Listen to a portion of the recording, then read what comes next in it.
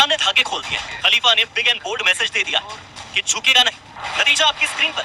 दिन के उजाले में ईरान ने इसराइल पर इतना बड़ा अटैक किया कि उसके 2 शहरों में सन्नाटा पसर गया। ईरान ने इसराइल पर 50 बैलिस्टिक मिसाइलें दागी। राजधानी तेल अवीव और हाइफा सिटी को निशाना बनाया। इसराइल ने अपने एयर डिफेंस सिस्टम से कई मिसाइलों को इंटरसेप्ट किया, लेकिन सभी को जमीन पर तबाही मचाने से रोकने में नाकाम रहा। ईरान की कई मिसाइलों ने टारगेट को हिट किया।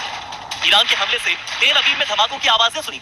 ईरान ने जिन मिसाइलों का इस हमले में इस्तेमाल किया वो इतनी ताकतवर थी कि जिस इलाके में गिरी वहां से 1 से 2 किलोमीटर दूर तक इमारतों के कांच टूटकर बिखर गए। हमें नहीं क्लियर कर दिया कि सरेंडर का तो सवाल ही नहीं उठता, इसराइल अब अंजाम भुगतेगा।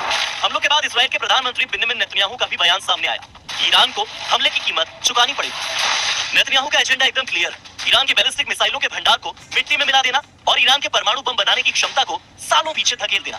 नेतन्याहू यही कर भी रहे हैं। इसराइल अब तक ईरान के 4 बड़े न्यूक्लियर अड्डों पर हमले कर चुका है।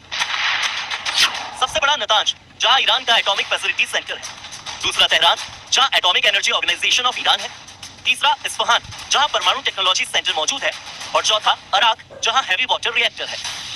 लेकिन ईरान का फोर्डो परमाणु अड्डा इसराइल की पहुंच से अभी दूर है, क्योंकि इसराइल के पास फोर्डो को तबाह करने की ताकत ही नहीं।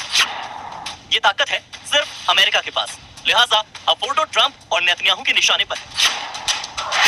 फोर्डो न्यूक्लियर प्लांट के विनाश के बिना ईरान के परमाणु कार्यक्रम को रोक पाना मुश्किल ही नहीं बल्कि नामुमकिन है। पश्चिमी मीडिया में ऐसी रिपोर्ट छप रही हैं कि इसराइल और अमेरिका ने मिलकर ईरान के न्यूक्लियर ठिकानों पर हमले का प्लान बनाया। प्लान के मुताबिक इसराइली सेना और स्पेशल फोर्स के जरिए न्यूक्लियर ठिकाने पर हमला किया जाएगा।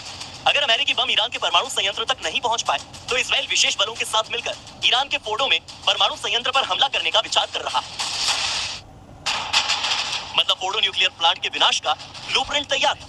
लेकिन फोर्डो को मटियामेट करना इसराइल के लिए इतना जरूरी क्यों है, ये भी समझ लीजिए। प्लांट होम शहर के पास एक पहाड़ी पर स्थित है। पहाड़ी में 295 फीट यानी लगभग 90 मीटर गहराई में ये मौजूद है। ये लगभग 54,000 वर्ग फीट में फैला है और इसमें 2 संवर्धन हॉल है, जिनमें जाने का रास्ता 5 सुरंगों से होकर जाता है। फोर्डो के अड्डे तक पहुंचने के लिए 5 सुरंगों को काटकर गहराई में बंकर नुमा फैसिलिटी बनाई गई है। इसका कंट्रोल परमाणु ऊर्जा संगठन के पास है। ये नतांज के बाद ईरान का दूसरा यूरेनियम प्यूरिफिकेशन प्लांट है। 2012 में फोर्डो ने मेडिकल के लिए 20% तक कन्वर्टेड यूरेनियम का उत्पादन शुरू किया। साल 2023 में 83.7% शुद्धता वाला यूरेनियम बनाया, जो परमाणु हथियार बनाने में सक्षम है। इसमें 233 किलो तक हथियार ग्रेड यूरेनियम 3 हफ्तों में तैयार किया जा सकता है और ये 9 परमाणु हथियारों के बराबर है। मतलब जब तक फोर्डो